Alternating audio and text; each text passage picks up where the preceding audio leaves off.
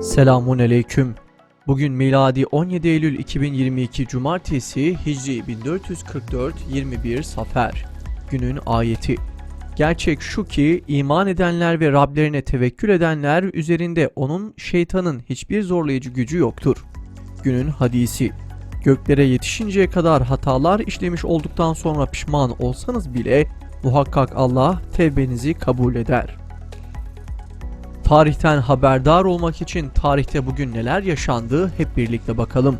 1934 Türkiye Cemiyeti Akvam yani Milletler Cemiyeti üyelerine kabul edildi. Birleşmiş Milletler'in temeli sayılabilecek bu organizasyon 1. Dünya Savaşı'nın ardından İsviçre'de 10 Ocak 1920'de Cemiyeti Akvam adıyla kuruldu. Amacı ülkeler arasında yaşanabilecek sorunları barışçı yollarla çözmekti. Bir süre çalıştı fakat fazla bir varlık gösteremedi. İkinci Dünya Savaşı'nın ardından 1946 yılında dağıldı ve onun yerini Birleşmiş Milletler aldı.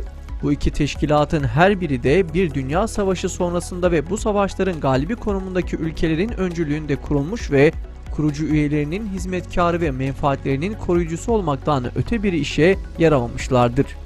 1961 Eski Başbakan Adnan Menderes hakkında 27 Mayıs Cuntası'nın verdiği ölüm cezası İmralı Adası'nda infaz edildi. Milli Birlik Komitesi 65 yaşını aşan Cemal Bayar'la idam kararları çoğunlukla alınan öteki hükümlülerin cezalarını müebbet hapse çevirdi. 1967 Kayseri'de yapılan Kayserispor Sivasspor futbol maçında çıkan olaylarda 40 kişi öldü, 300 kişi yaralandı. Olayın duyulması üzerine Sivaslılar, Sivas'ta bulunan Kayserililere ait dükkanları tahrip ettiler. 1978 ABD'nin öncülüğünde Mısır, Siyonist işgalcilerle Camp David'de anlaştı. Sözleşme 6 ay sonra 26 Mart 1979'da imzalanacak olan Barış Antlaşması'nın temelini oluşturuyordu. Buna göre işgalciler askeri birliklerini Sina Yarımadası'ndan çekecek ve Mısır'la diplomatik ilişkilerini normalleştirecekti. Diplomatik ilişkiler 1980'de normale döndü. Siyonistlerin umduğundan daha az olmakla birlikte ticari ilişkiler canlandı. Mart 1980'de havayolu taşımacılığı başladı. Mısır, Siyonistlere petrol satışına başladı. Bu sözleşmeyle Sina Yarımadası Mısır'a geri verildi. Barış çabalarının sonucu olarak Menahem Begin ve Enver Sedat 1978 yılı Nobel Barış Ödülünü birlikte aldılar.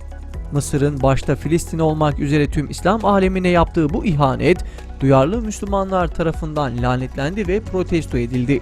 Bu anlaşmayla Filistin adeta Siyonistlere satılmış ve karşılığında da batılı güçler tarafından Nobel aferini alınmıştı. 1980 gözaltında tutma süresi 15 günden 30 güne çıkarıldı. Bu rakamlar o yıllarda sadece kağıt üzerinde Türkiye'nin bir kanun devleti olduğunu göstermek içindi, yani göstermelikti. Oysa pratikte gözaltında tutmanın herhangi bir sınırlandırılmış zamanı bulunmamaktaydı ve yapılan işkencelerin haddi hesabı yoktu. 2009 Türkiye ve Suriye karşılıklı olarak vizeyi kaldırdı. Türkiye ve Suriye arasında esen bahar rüzgarı çok geçmeden kara kışa dönüşecekti. 2010 KPSS eğitim bilimleri testi sınav sürecinde bazı usulsüzlüklerin meydana geldiği kanaatiyle iptal edildi. 15 Temmuz darbe girişimi sonrasında elde edilen verilerle FETÖ'nün sınav sorularını çalıp kendi yandaşlarına verdiği ortaya çıktı.